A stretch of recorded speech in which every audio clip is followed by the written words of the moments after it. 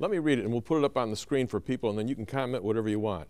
Hebrews 4:14. Therefore, since we have a great high priest who has gone through the heavens, Jesus, the Son of God, let us hold firmly to the faith we profess.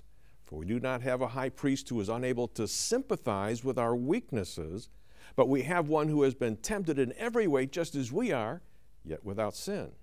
Let us then approach the throne of grace with confidence so that we may receive mercy and find grace to help us in our time of need. Now, take that apart for us. Well, for me, John, when I started studying this passage and memorizing it when I was recovering from the surgeries and the pain, you know, to see that I have a priest, the great high priest. The priest is an intercessor, and in both Old and New Testaments we have the great high priest. So we have this picture of someone who has passed through the heavens into a heavenly place, Jesus, the Son of God. So the first thing it tells me is that I have someone who understands. In fact, the author goes on to say he sympathizes with us. Sympathize there doesn't mean just to feel with, but that he is in that with us. The word sympathes, we talk about empathy and sympathy, feeling sorry for, feeling with. Christ identifies completely.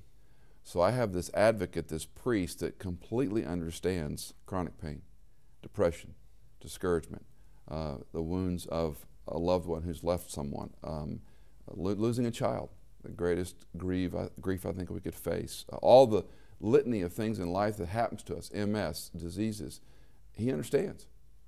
There's not one emotion he does not comprehend. And for my theological brain, that's hard to get there.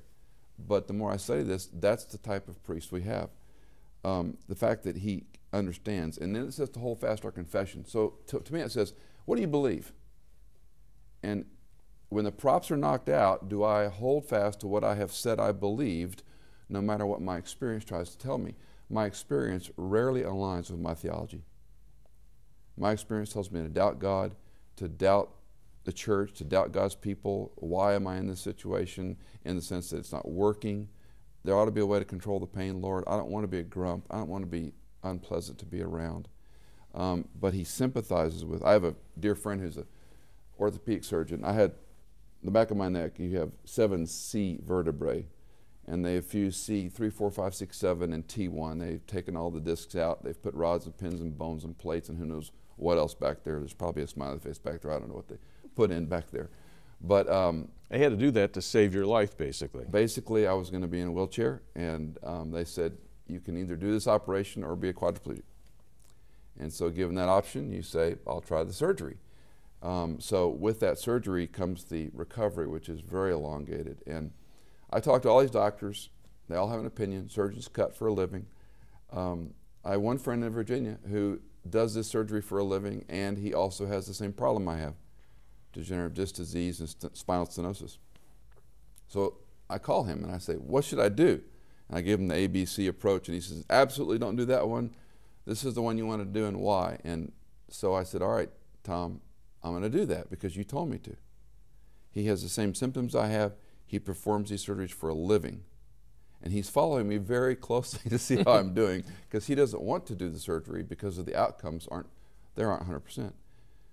I trust him more than any doctor because he knows the surgical aspects.